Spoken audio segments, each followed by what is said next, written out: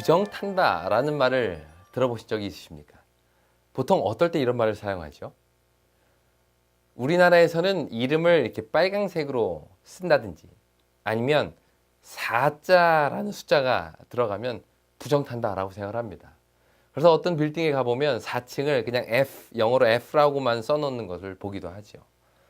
또 우리말 속담에 보면 떡지다가 뒷간 갔다 오면 부정탄다 라는 말도 있습니다. 미국 같은 경우는 우산을 실내에서 이렇게 펴면 부정탄다 라는 말이 있고요. 또 인도에서는 죽은 사람의 시체를 덮었던 그 천을 다른 사람의 몸에 이렇게 닿으면 부정하게 된다 라고 생각을 합니다. 그런데 성경에도 보면 이 부정에 대한 이야기가 나옵니다. 그 내용이 레위기 11장부터 15장까지 나오는데요. 11장에 보면 이 정결한 음식과 부정한 음식에 대해서 구분하고 있고요. 12장에서는 아이를 출산할 때에 여인이 부정하게 되는 것에 대해서 이야기를 합니다. 또 13장과 14장에는 문둥병으로 인한 부정함과 15장에 가서는 유출병으로 인한 부정함에 대해서 장황하게 설명을 하고 있습니다. 그런데 여기서 말하는 부정은 우리가 흔히 생각하는 불운 혹은 운수, 재수에 대한 개념은 아닙니다. 성경의 부정은 이 제의적인 측면과 연결이 되어 있는데요. 다시 말해 위와 같은 일들로 부정하게 된 사람은 어떤 정해진 기간 동안에 제사에 참여하지 못하고 또 문둥병과 같이 심한 경우에는 아예 공동체로부터 격리되기도 했습니다. 그런 의미에서 성경이 말하는 부정함은 일종의 어떤 자격 상실을 뜻합니다. 제의에 참여할 수 있는 자격이라든지 혹은 공동체 속에 속할 자격을 일시적으로 정지하고 상실하게 된다는 것이죠. 그렇다면 왜 하나님께서는 이 부정이라는 개념을 말씀하신 것일까요? 특히 위에서 말하고 있는 내용들은 모두 일상생활에서 발생하는 자연스러운 현상들입니다. 예를 들어 아이를 출산하는 일이라든지 또 피부병에 걸리는 일들은 사람의 노력으로 피할 수 있는 성격의 것들이 아니라는 것이죠. 그런데 성경은 이런 일상적인 현상들을 부정하다라고 정의를 하고 있습니다. 여기에 대해서는 다양한 설명들이 있지만 저는 개인적으로 정부정에 대한 법의 핵심은 이 구분에 있다고 생각을 합니다. 11장에 나오는 음식법은 이방인들, 즉 가나안 백성들과 이스라엘 백성들을 구분하는 기준이 되었습니다. 오늘날에는 이것을 위생학적으로 설명하기도 하고 또 영양학적으로 설명하기도 하고 의학적으로 설명하기도 하지만 이 레위기 11장의 내용을 보면 이것은 이스라엘 백성들과 다른 민족들을 구분하기 위한 방법이었습니다. 그래서 음식물에 대한 법을 쭉 나열한 이후에 44절에 가서는 내가 거룩하니 너희 몸도 구별하여 거룩하게 하라 라고 말씀을 하셨습니다. 이러한 구분은 결국 이스라엘을 거룩하게 하고 구별하기 위한 방법으로 보입니다. 거룩이라는 말 자체가 구별하다라는 의미이기 때문입니다. 또 둘째로 12장에 나오는 출산으로 인한 부정, 또 15장에 나오는 유출병으로 인한 이 부정은 죽음과의 분리를 보여줍니다. 12장에서 출산한 산모가 부정한 이유는 아이를 낳기 때문이 아니라 출산하는 과정에서 산후혈을 흘렸기 때문이라고 4절, 5절에서 설명을 하는데요. 피는 생명을 의미하기 때문에 피를 흘리는 것은 곧 죽음을 상징합니다. 참 아이러니하게도 생명을 탄생하는 과정에서 사람은 동시에 죽음을 경험하게 되는 것이죠. 유출병도 이와 같은 맥락에서 죽음으로부터의 구분을 의미합니다. 또 셋째로 13장과 14장에 나오는 피부병으로 인한 부정도 질병으로부터의 분리, 더 나아가 죽음으로부터의 분리를 보여줍니다. 이처럼 레위기 11장부터 15장에 나오는 그 부정의 개념은 사람이 살면서 일상적으로 겪는 일들 가운데서 이스라엘 민족을 이방인과 구분하고 죽음과 질병으로부터 구분하여 특별한 목적, 즉 제사장 나라로 그들을 삼기 위한 하나님의 방법이 바로 이 부정과 정결함을 구분하는 그러한 것이었습니다. 그런데 재미있는 사실은 이렇게 한 사람을 통해 시작된 부정은 다른 사람들에게까지 전달되고 전염된다는 것입니다. 그리고 그 방법은 바로 이 만짐, 접촉, 이 터치를 통해서 이루어집니다. 이것을 통해 부정함이 전달되는 것이죠. 마치 우리가 어린 시절에 점점 성에 대한 정체성이 생길 때 보면 남자들끼리는 여자들 혹은 여자친구들과 접촉하지 않도록 막 노력을 했던 기억이 있습니다. 마치 여자애들의 몸에 닿으면 자기의 어떤 남성성이 부정하게 되는 것처럼 생각을 하는 경우가 있는데요.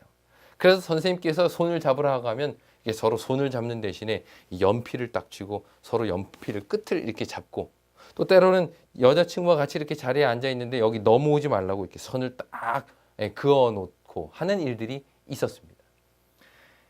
이스라엘의 부정함도 이처럼 이 접촉을 통해서 전달이 됐습니다. 레위기 11장 31절에 보면 주검을 만지는 자는 저녁까지 부정할 것이며, 또 32절은 주검이 그릇 혹은 의복, 가죽, 부대 어디에 떨어지든지 다 부정하게 된다라고 이야기를 하고요. 레위기 15장 20절에도 보면 유출병에 걸린 여인이 앉았던 자리 혹은 누웠던 자리가 다 부정하게 돼서 거기에 앉거나 만진 자들도 다 부정하게 된다라고 이야기를 합니다. 이처럼 이 부정, 성경의 부정은 만짐과 터치를 통해서 전염되게 되는 것이죠. 한번 근데 생각해 보십시오. 출애굽 시대에는 이 좁은 공간에 여러 사람들이 천막을 치고 살던 시기였습니다. 얼마나 그러니 접촉이 많았겠습니까? 그러니 한 사람의 부정함은 온 민족을 부정하게 만들 수가 있었습니다.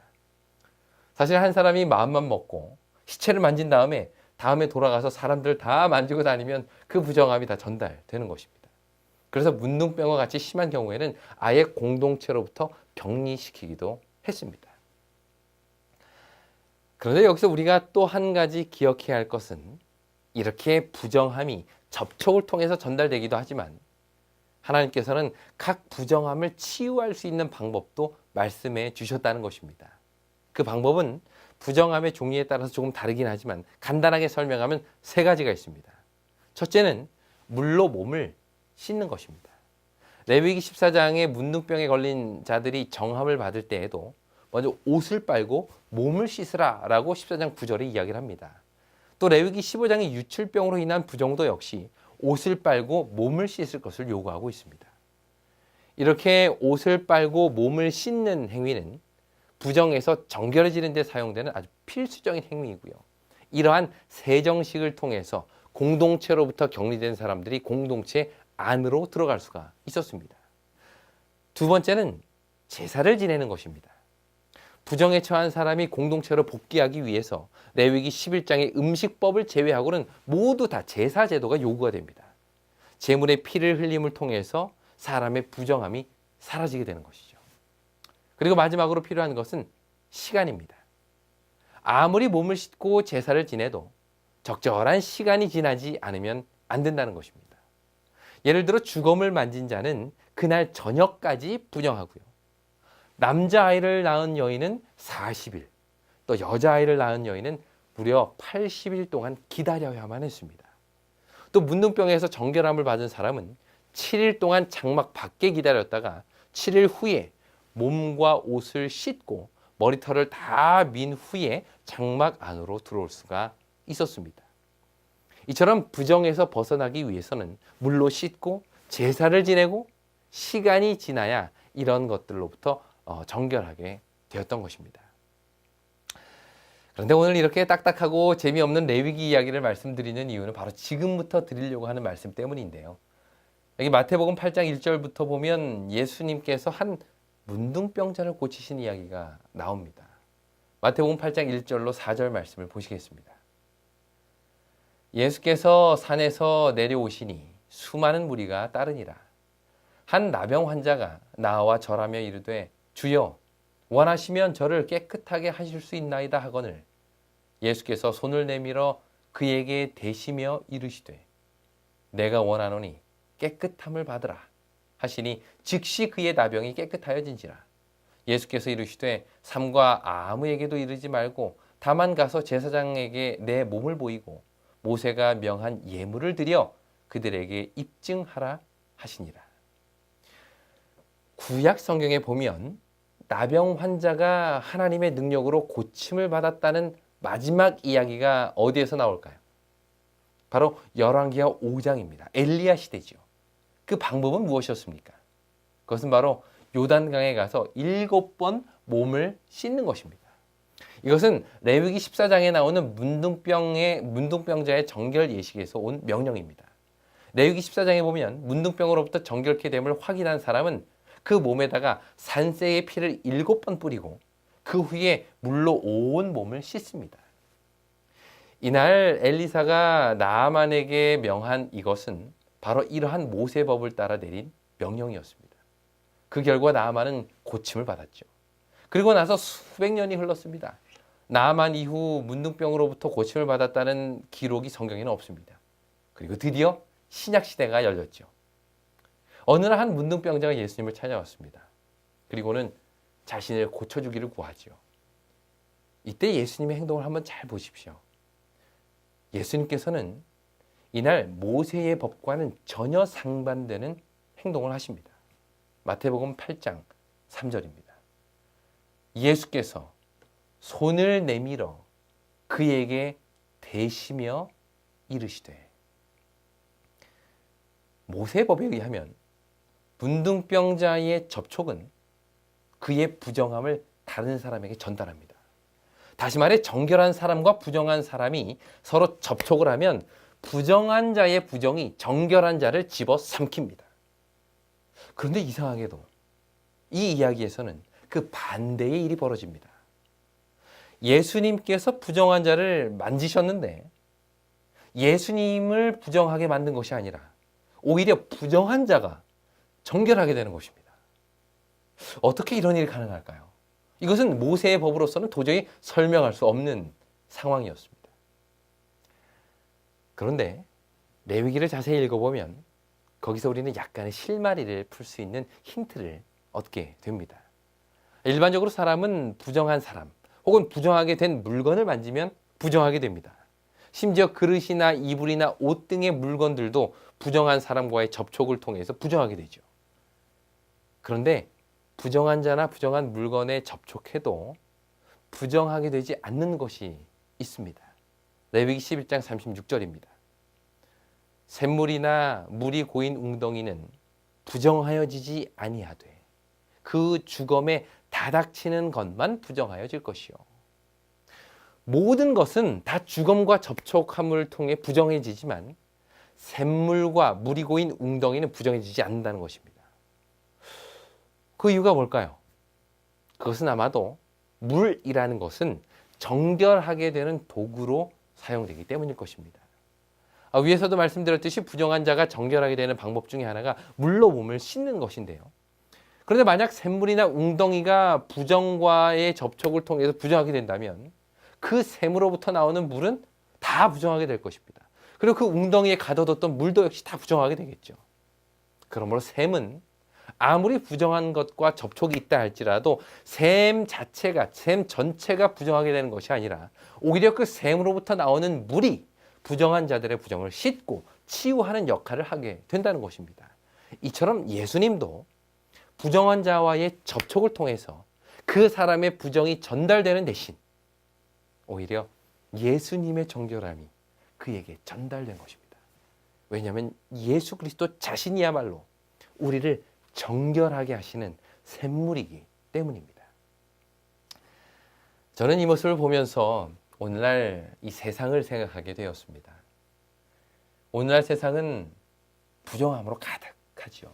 물론 그 부정함이 구약에서 말하는 어떤 제의적인 부정함은 아니라 할지라도 죄의 결과로 나타나는 온갖 부정함들이 이 사회를 채우고 있습니다. 그런데 재미있는 사실은 이러한 부정함도 역시 이 접촉을 통해서 전달된다는 것입니다.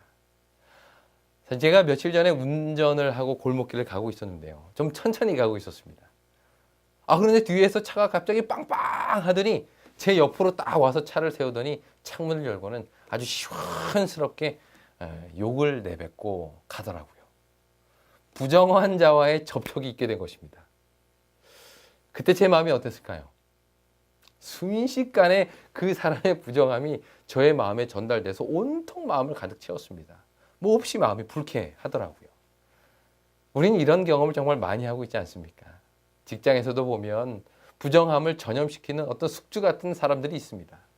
기분이 좋다가도 그 사람과의 접촉으로 인해서 직원들의 마음이 부정하게 되는 일이 얼마나 많습니까? 또 우리 가정에서도 그렇죠. 누가 한 사람의 불쾌함이 말은 하지 않아도 온 가정의 분위기를 정말 어둡게 만들고 있습니다.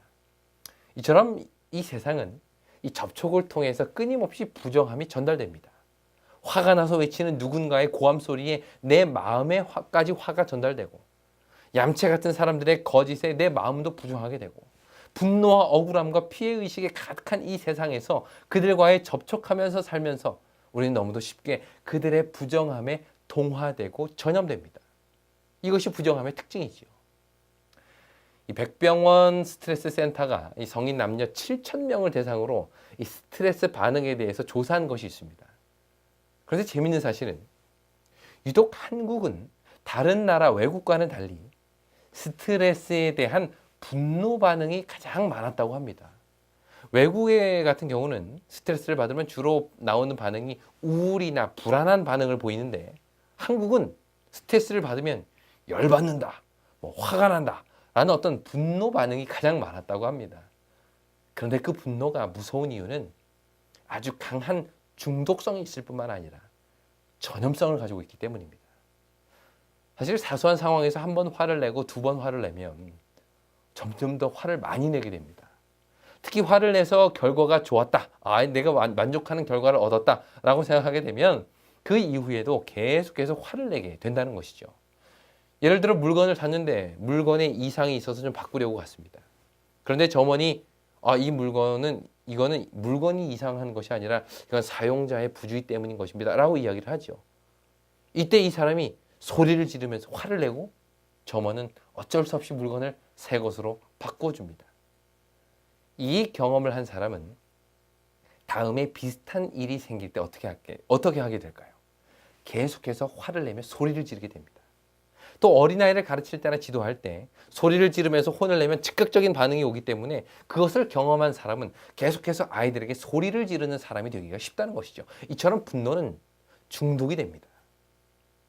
그런데 분노가 더 무섭고 위험한 것은 다른 사람들에게 전염이 된다는 것입니다. 이것이 오늘 우리가 이야기하고 있는 부정과 전달에 대한 개념입니다. 누군가 화를 내거나 소리를 지르면 그 분노는 주위 사람들에게 삽시간에 퍼집니다. 그래서 둘이 잘 대화하다가도 누가 한 사람의 목소리가 높아지게 되면 대화하는 사람의 목소리도 덩달아 높아지고 나중에는 싸움이 되지요. 이처럼 분노는 주위 사람들에게 너무나도 쉽고 빠르게 전달이 됩니다. 그런데 문제는 이러한 사람들이 이 사회에 너무나도 많다는 것입니다. 한마디로 누군가 조금만 건드리면 폭발해버린 이 시간폭탄과 같은 사람들이 주위에 많다는 것이죠. 그러다 싸움이 되고 폭력이 되고 돌이킬 수 없는 결과를 얻게 되는 것입니다. 이런 사회에서 우리도 예외 없이 그들의 부정함에 전염되어 부정함의 또 다른 숙주로 살아가기가 너무 쉬운 것입니다. 그런데 오늘 이 말씀은 우리에게 부정함과의 접촉을 통해서 우리가 부정하게 되는 것이 아니라 부정한 자를 정결하게 되는 자, 정결하게 만드는 자가 되라 라고 우리에게 권면을 합니다. 예수를 잡으러 온 말고의 귀를 칼을 들어 잘라버리는 대신 그 귀를 어루만져 고쳐줌으로 부정의 고리를 거기서 끊으라는 것이죠. 얼굴을 주먹으로 때리고 침을 뱉고 졸아가는 사람들을 향해 아버지, 저들의 죄를 용서해 주십시오 라고 기도함으로 그들의 부정함이 우리의 정결함으로 인해 깨끗하게 될 수 있도록 하라는 것입니다. 이것이 예수의 제자들이 보여야 할 삶의 모본인 것입니다. 그런데 사실 이 일이 참 쉽진 않죠.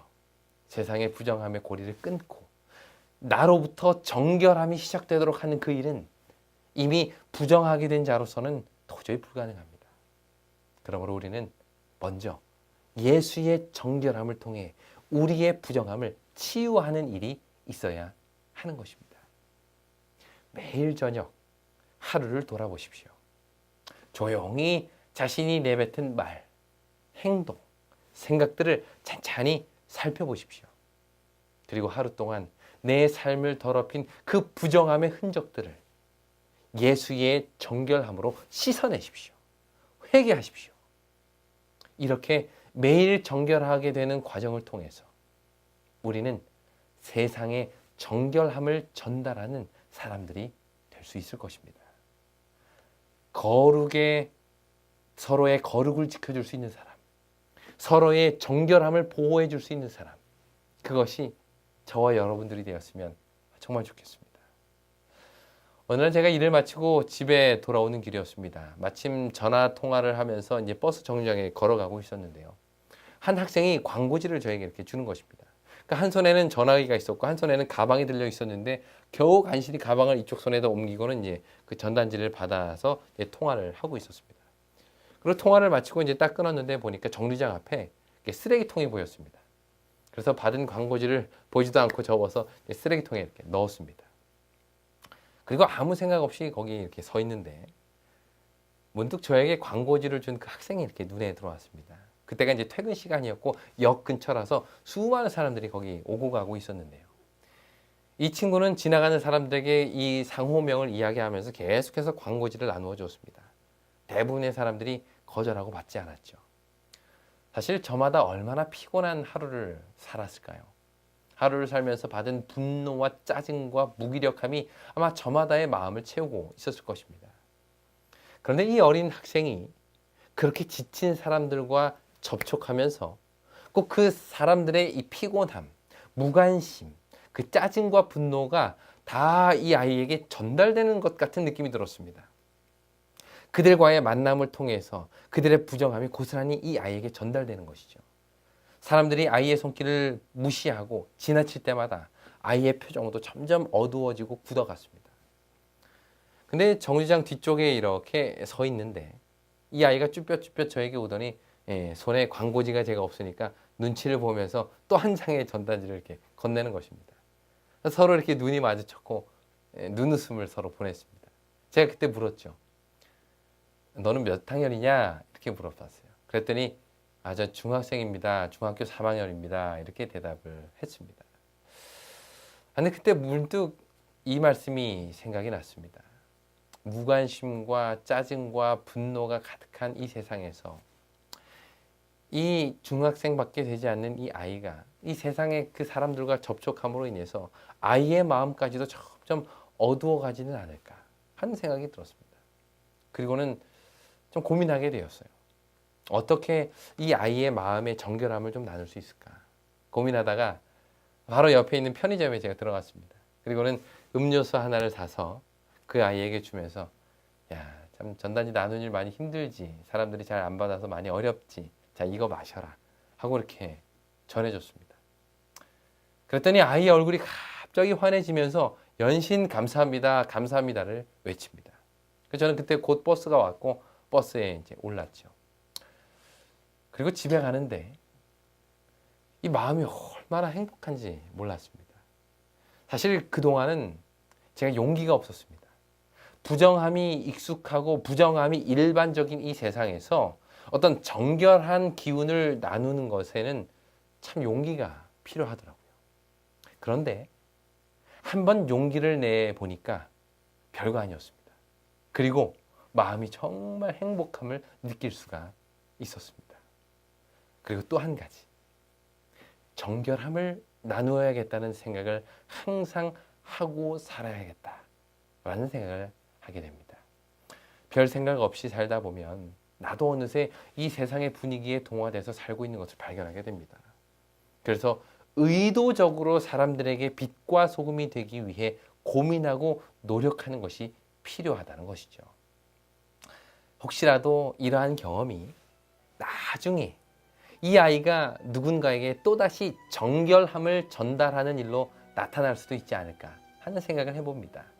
이렇게 점점 나로부터 다른 사람에게 정결함이 전달되고 그렇게 해서 이 세상에 점점 정결함이 많아질 때 이 세상은 사람들의 마음에 부정함이 사라지고 오히려 예수 그리스도의 정결함이 그들의 마음을 가득 채우게 될 것입니다.